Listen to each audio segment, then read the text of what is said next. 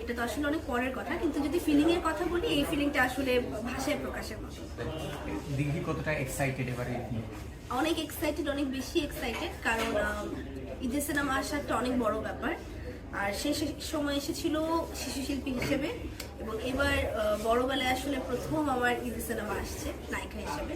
এটা অনেক এক্সাইটিং, এটা অনেক আনন্দের, এবং আমি খুবই খুশি যে ঈদের সিনেমা আসছে প্রথম নায়িকা হওয়ার পরে, এবং আমি অনেক লাকি যে আমি সাথে কো-আর্টিস্ট হিসেবে সিয়াম আহমেদকে পেয়েছিলাম সেই সিনেমাতে।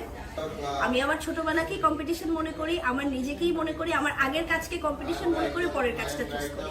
ব্যক্তি কারোর সাথে আমার কম্পিটিশন নেই, আমার সাথেই আমার কম্পিটিশন। এটা মানে আমার মনে হয়েছে যে অন্যান্য বাকিদের থেকে তার সাথে কাজ করে কেন আমি আরো বেশি ভালো লেগেছে, কিংবা তার সাথে কাজ করার যে স্পেশালিটি, সেটা হচ্ছে সে নিজের তো পরিচর্যা করেই, যে তার শটটা ভালো হলো কিনা, কাজটা ভালো হলো কিনা, সে তার পাশের জনের পরিচর্যাটাও করে। এবং শুধু আমি না, আমি বলতে পারবো যে আমার সেটের একজন পাসিং শটও হয়তো বা যে জিতছে, তার পরিচর্যাও সে করছে, যে ভাই আপনি এভাবে করলে হয়তো বা আপনাকে ভালো লাগবে। তো এই জিনিসটা তার স্পেশালিটি, এবং এই জায়গাটা থেকেই সে আসলে সব মিলিয়ে গানটা আমার কাছে অনেক স্পেশাল একটা গান।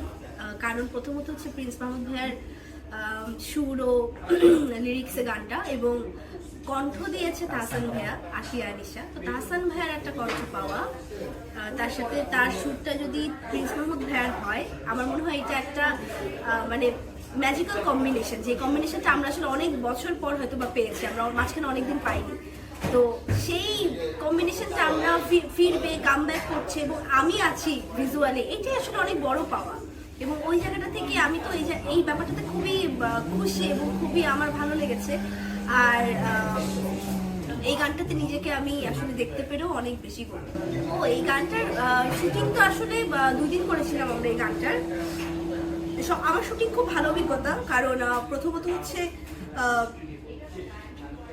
মানে এই টাইপের একটা গান করা, এরকম একটু ট্রেন্ডি সং, একটু রোমান্টিক, আবার ট্রেন্ডি, আবার একটু ডান্স আছে, সবকিছু মিলিয়ে অভিজ্ঞতা খুব ভালো। আমরা অনেক ভোর পর্যন্ত শুটিং করেছি গানটার, মানে একটানা আমরা আসলে শুটিং করে গেছি, এবং আমরা টায়ার্ড হচ্ছিলাম, বসে পড়ছিলাম, আবার মনে হচ্ছিল না কাজ করতে হবে, আবার উঠে যাচ্ছি, একটু পরপর ড্রেস চেঞ্জ, সব মিলিয়ে আসলে সবার পরিশ্রমেই গানটা বের হয়ে এসেছে। এটা এখন ফল আমরা পাচ্ছি, যে আমাদের পরিশ্রমের ফল অলরেডি একটা জায়গা করে নিয়েছে, এবং সামনে আমি শিওর আরো অনেক জায়গা করে নিবে, কারণ কন্টেন্টটাই এরকম। তারপরে আমাদের যে প্রমোশনাল টিম আছে, তাদের একটা আলাদা প্ল্যানিং আছে সামনে, তারা কিভাবে কি প্রচারণা করবে। তো ওই জায়গা থেকে আমি মনে করি আমরা দর্শকদের কাছে যেতে পারবো, এবং হলে ঢুকলে কেউ আসলে আমি বলবো যে সবাই এটা পছন্দ করতে পারবে। অনেকটাই আলাদা। ঈদের দিন আসলে দেখা যায় ফ্যামিলির সাথে বেশিক্ষণ থাকা হয়, আমি ফ্যামিলির সাথেই আসলে বাসাতেই ঈদ করা হয়, কিন্তু এবার মনে হয় সেটা হবে না। এবার হাফ বেলা হয়তো ফ্যামিলিকে দেওয়া হবে, তারপরে হয়তো বা হলে ঘোরা হবে। তো এইটাও একটা অন্যরকম এক্সপিরিয়েন্স, এটাও একটা অন্যরকম ভালো লাগা। সবকিছু মিলিয়ে আবার এবারের ঈদটা আলাদা, কিন্তু এবারের ঈদটা অনেক সুন্দর। ক্যারিয়ারটাও তো অনেক বড়, আসলে মানুষটা ছোট ছিলাম, ক্যারিয়ারটা অনেক বড় ছিল। ওই পর্যন্ত যেতে হলে আমার মনে হয় আরো সময় দরকার, আরো ভালো কন্টেন্ট দরকার, আরো ভালো ঝুড়িতে ছবি দরকার। সো ওগুলো করার জন্য যে সময়টা দরকার, ওই সময় পর্যন্ত এখন আসলে যেতে পারি, সময় পর্যন্ত যাই, তারপরে মানুষ বিবেচনা করবে।